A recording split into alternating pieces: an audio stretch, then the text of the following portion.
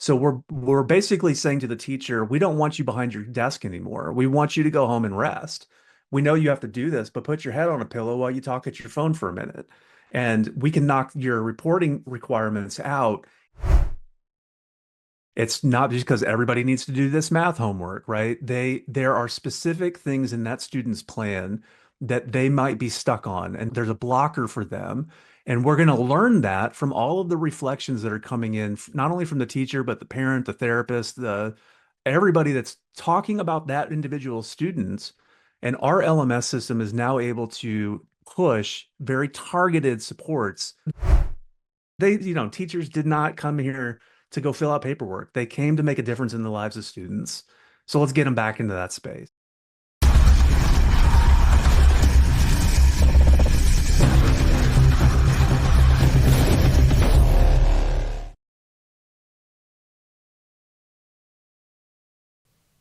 Hello and welcome back to Education on Fire. Today I'm delighted to be chatting to Joe Reed, and he's the founder of Pulse, a student support platform built to help school leaders see who is struggling before it becomes a crisis.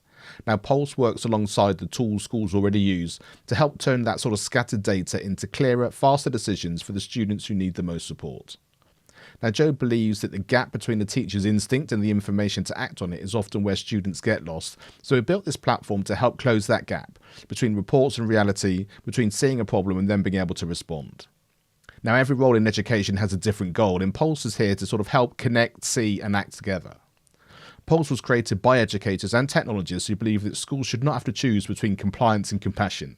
They saw teams drowning in disconnected systems that collected data but never helped anyone act on it. So I hope you really enjoy this solution by Joe Reed, the founder of Pulse.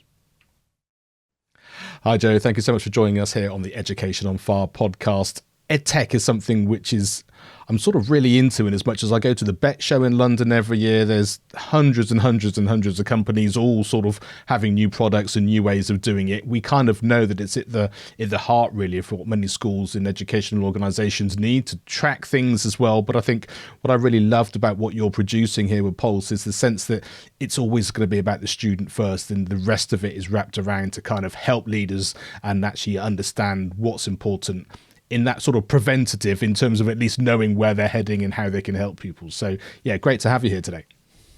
Thanks for having me. I'm looking forward to the conversation, Mark. So let's frame exactly where you are with Pulse. It's early days, isn't it? But tell us sort of why it was important in sort of that sort of early development to where you've got to so far. Yeah, so we are about 80% of the way done with the beta version, and we're getting ready to start some pilot groups. We're still taking schools on that would like to be a part of that pilot project. Really, the problem that we have consistently been seeing in our communities where we're working, so our team is spread out across the United States, from I'm in Boston. Our CTO is in Seattle, and we've got another teammate in Pittsburgh. So we were spread out all over the place. And one of the problems we keep hearing about and seeing, and some of our wives on our team are actually in schools themselves. Um, Most of the reporting that's being done is about attendance, grades, things of that matter, which are all very important, but those are they're late in the conversation in terms of how are we really trying to help a student improve in all areas of their life, because we believe that all components of our lives impact the results of what we're able to produce. So if you're having a rough time at home, it's going to have an impact on your scores at school because you have these other things going on in the back of your mind. And schools are actually constructed with that in mind when they have tutors for school, and they have obviously teachers. They also have counselors and mental health professionals. And too often, and appropriately so, they're not all talking to one another in ways that actually can help drive improvement. And so our contention with polls has been, we need to do more than just counting metrics of attendance and grades and things of that matter. We know that there are certain core objectives that every student needs, and then there are some specific goals that a student might have. And so with polls, everyone gets their own individualized plan. And we actually help build that out pretty automatically as you're bringing students into a class. Teachers are typically setting that with the support team around them, and parents included. And then from there, like the reporting that's being done by teachers, too often they're stuck behind their computer screen, right? And so they're having to, they've just done a really hard day of 7 hours of teaching. They've been with students and all of this kind of thing. The life of the teacher is not taken into account in that. So we're trying to figure out, how do we solve the problem at the most granular level while making life easier for the teachers, the therapists, and everyone else that's around the student. So that's sort of the basis of the why underneath it. And so, in that sort of practical way, in terms of keeping the time element sort of front and center, because I guess the more things you're having to put into something and how you sort of in interact with dashboards and all those sorts of things, then the more time it's taking you either outside of the classroom or time away from the contact time that you have. So how does that, obviously not too granular, but sort of from a nuts and bolts sort of point of view, how does that work from what you've created, and sort of have you made that as sort of frictionless as possible, I guess? Yeah, so great question. There's several things. There are mandatory reports that have to happen on a regular basis. Teachers know about it, they understand whatever. But the problem is they don't want to sit behind their computer. They have the rest of their life. How do we actually put this all on their phone, but not in a way where they have to sit there and type it out with their thumbs? What if we were able to actually ask them very specific questions and let them talk at the machine, and let the machine actually not only grab a hold of what it needs to get, we're actually getting better information. Because what we're finding is that when anyone, like we're doing right here, you get way more context about the why behind something. So it's not just they showed up to class, tick the box. It's what else was going on around this student. This is what happened at school today. This is what I noticed about him. And in 30 seconds, they can tell a story. What before took them over 30 seconds to just go through an entire form or like type it all out, they can just talk at their phone while they're driving home or driving to their own children's pickup line or wherever they're going. So we're basically saying to the teacher, we don't want you behind your desk anymore. We want you to go home and rest. We know you have to do this, but put your head on a pillow while you talk at your phone for a minute. And we can knock your reporting requirements out in like 20% of the time, that it took you before. And Pulse can now get better information and better insights that better support your classroom. All of that is how we're wrapping around. Like, we don't want to just solve the frictionless, make it easier to fill out a report. I want better data. I want better information and better insights that actually help me help the teacher advocate for their students. So that's really a lot of the how. And I think if you had that conversation with someone at an event, they'd be like, that's amazing. And it sort of takes the tech out of it, doesn't it? Because that's very much a kind of, it's saving me time. I can actually share the important thing in a way that is useful for me, because I'm talking about it. I'm talking about this particular thing in my voice, in my way, and you allow the tech to take care of itself. And I think that's where the beauty of ed tech is starting to really take shape, in the fact that the tools and the skills and these things you're putting in place is really sort of changing the way that education needs to change anyway, but maybe isn't happening necessarily from a system point of view. But this sort of technological kind of advancement means that it can happen in the background with people who've got the skills like yourself to be able to put it in place. Absolutely. And we're also really concerned, not just that we're doing reporting. We believe that tech should actually help us advance and be proactive, not reactive. And so that's a big part of why we even built in we're calling it like a smart LMS right now. Like all schools have LMSs and all that is there. The question though, Mark, is why are we presenting certain information to a student? It's not just because everybody needs to do this math homework, right? There are specific things in that student's plan that they might be stuck on, and there's a blocker for them. And we're going to learn that from all of the reflections that are coming in, not only from the teacher, but the parent, the therapist, the everybody that's talking about that individual student. And our LMS system is now able to push very targeted supports directly to that student's report. And that's not just content. It could also be a tutor, a very specialized tutor that we're putting in our marketplace that says, hey, this is a trusted person by the school. And we want to make sure that this student has exactly the most accurate supports that they need to overcome the challenges against their plan. So it has to be an integrated approach in our mind to be proactive. And I think as well, what I really loved about that is the fact that if you have the child at the center of what's going on, which of course it should be, and then you talk about the community around it, I mean, you've touched on so many of those. You've got the teachers, you've got the senior leadership, of course, you've got the parents, you've got any other support network, whether, like, say, it's a tutor or an outside person, it's really helping and support them in their life generally. And then you obviously get a much better picture. And I think this is a way that people can just sort of come together, which is easy for them because they're just reporting on the bit that they know about, but then you sort of get that 360 view, don't you? And I guess depending on who's then looking at that information and actually where they want to take those actions, I guess, does it flag something if they think there's something to be flagged, or is it just a sort of a way of recognizing patterns, or sort of take us into that sort of reporting idea? Yeah, that's a great question. So one of the biggest concerns we had early on was we don't want a teacher to feel like they have to email everyone and know when to do it. And it's slow, it's archaic, it's not where we are in the world right now. So when something hits a certain threshold, you can build custom alerts, and those custom alerts can then tag specific people via text messaging. So one of the other things, Mark, that we're trying to solve for is no one wants another app. No one wants another login to remember. But the school can have this as the backbone brain, and everyone that's part of this community can be invited to push content into the machine, feedback, reports, and all of that. And not only are we trying to target resources directly to the student, we also need to target people who are able to intervene with specific context at the right time faster. So we don't want to wait on an email. Who's checking their email all the time? Everyone gets a text message that blows their phone up. We need to know about it when we need to know about it. So we've built all the custom alerts into that as well for that very reason. And I guess there's a real sort of gradient with it, isn't there? There's that kind of, we think this student is struggling in this area, maybe a bit of extra support could be help, as opposed to we think this student's in real trouble for some other reason because someone, two or three people have mentioned something where they're really concerned or whatever. So you do sort of have to sort of have that gradient approach, don't you, to make sure, like you say, that the right interventions can happen in the right way with the right tone and with the immediacy that you need.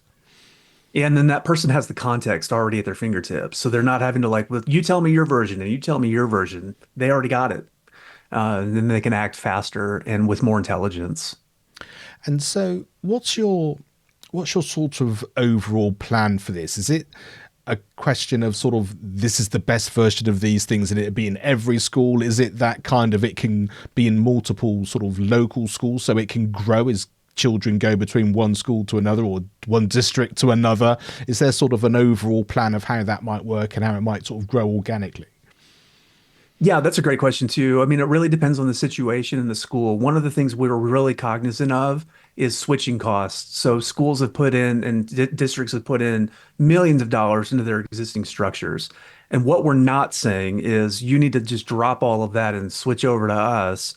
What we are saying is that we know that some of the pain that you're still feeling, we can actually help alleviate some of that. We can tap into your existing systems.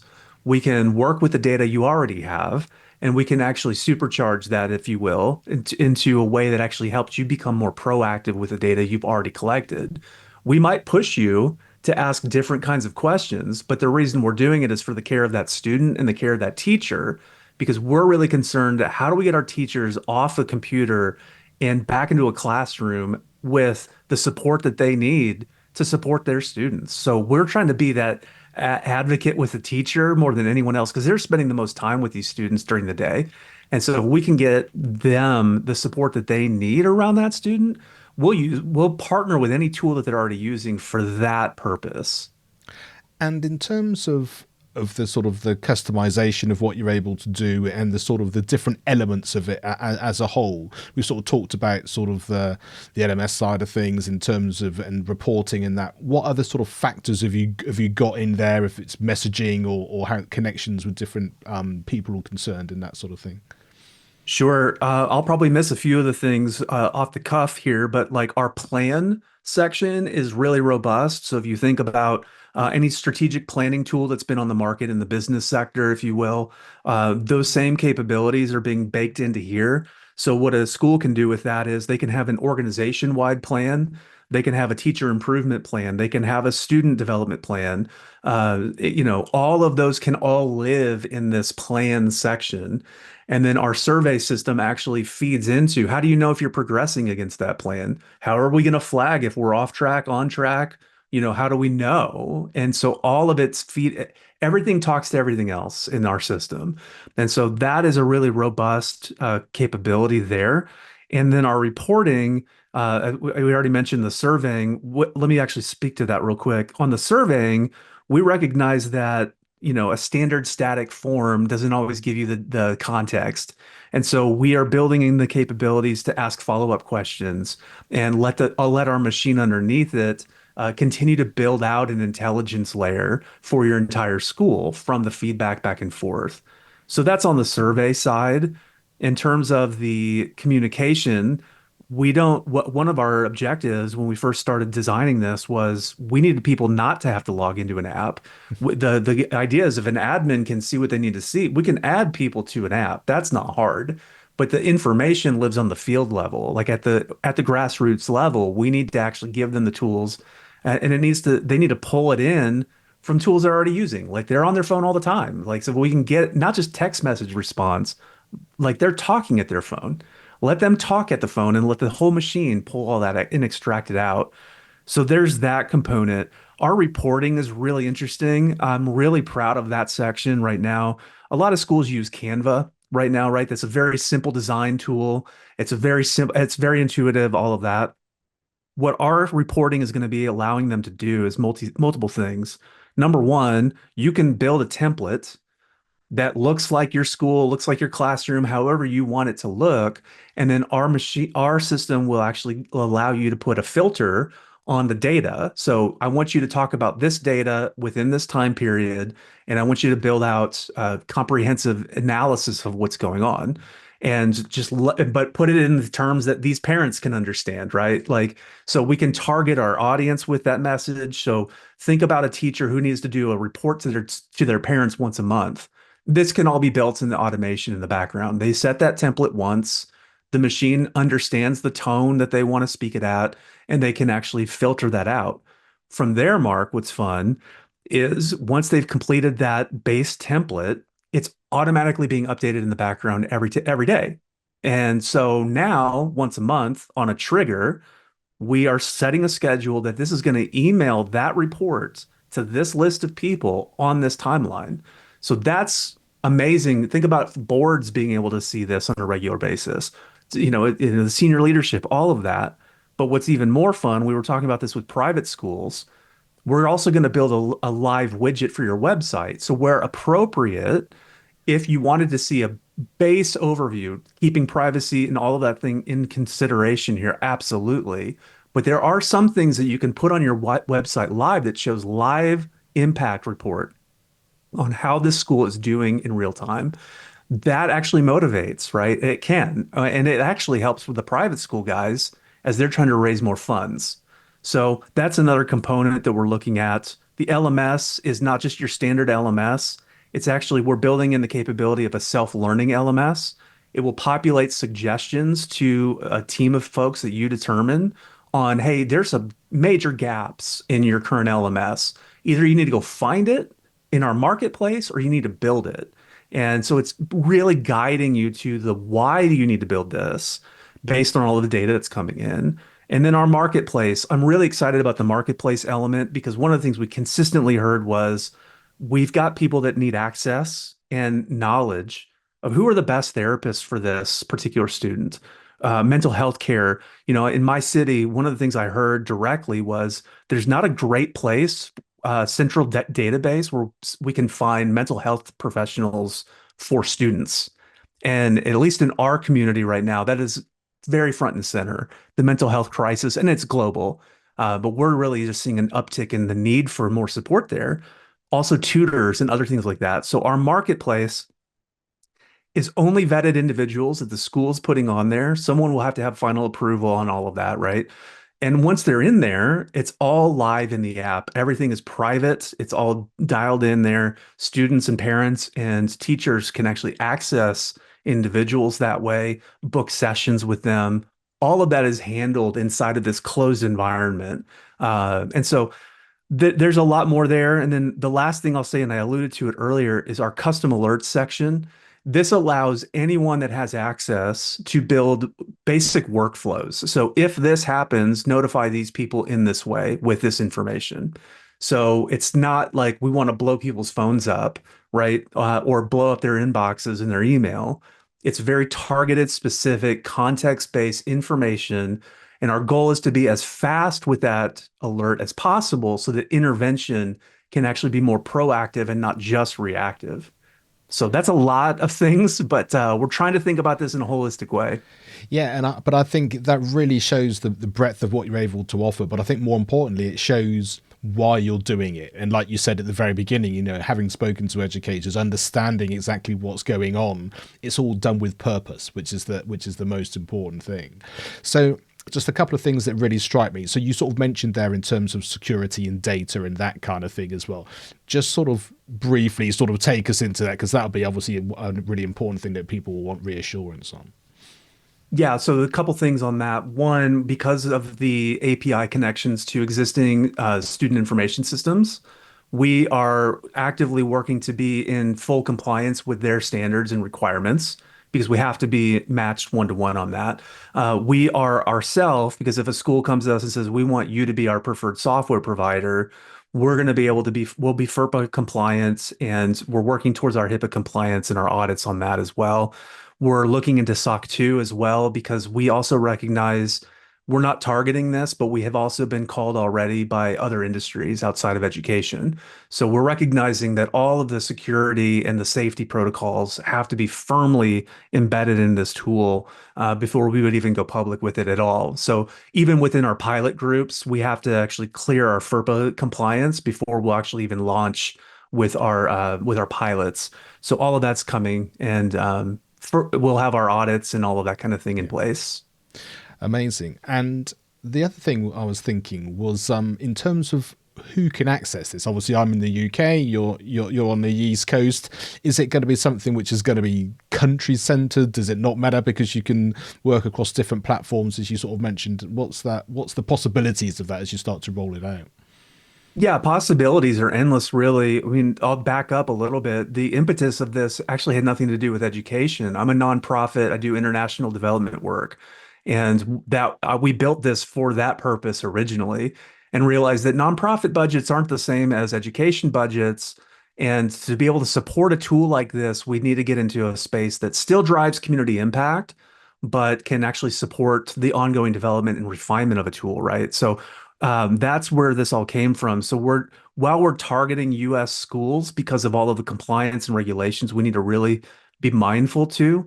This tool has versatility globally because we'll be using it in our nonprofits that we're supporting that are doing international development work. So we'll be able to do impact reporting and all of those kinds of things as well with the tool.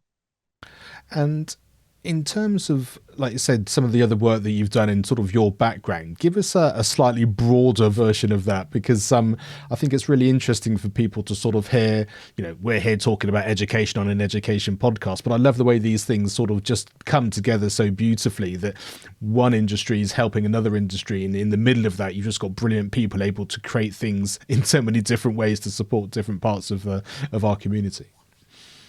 Yeah, so my whole career has been focused on really one theme. How do we help restore these communities? What is broken in these communities, and how do we collectively build a team and pull the stakeholders together and drive real social change at the systems level, not just at the individual level. If we look at it at a system level, we actually are addressing it at the ground level. But you can't do the system level if you don't understand the ground level, right? So they always have to be talking to each other. So my work has been done. I've been working internationally in community development work for over 20 years. And really where Pulse came from was there's too many people. I don't even know where to start on how to deliver resources and supports to all of these different needs all over the place. And spreadsheets aren't cutting it anymore, right? They break, and it's all that stuff. So we've been working on this product for over 15 years, Mark. And we started this when I was still based in South Africa. I was working in Pretoria, and for about 5 years we were there. and just the needs that we had across the gamut just dictated how to design this. And it just took a long time for me to really refine my thinking around that. We had a foundation come around and say, we want that in our sector of our community.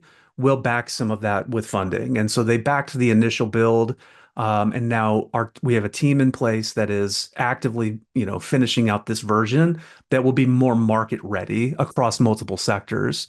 So that's really the why. And then obviously in our volunteer base, we have a lot of educators, administrators, because they're front line in our community. If we can support families, where do they all come? Well, they all have to go to school. And so I really became passionate about how I help my friends in their daily activity because they're frontline workers in our community resilience work. And so, like, let's support them with tools that would actually help drive this in a way that would be meaningful. And so that's sort of the short version. So we've built tools and resources and organizations all with that end in mind. How do we help restore these communities?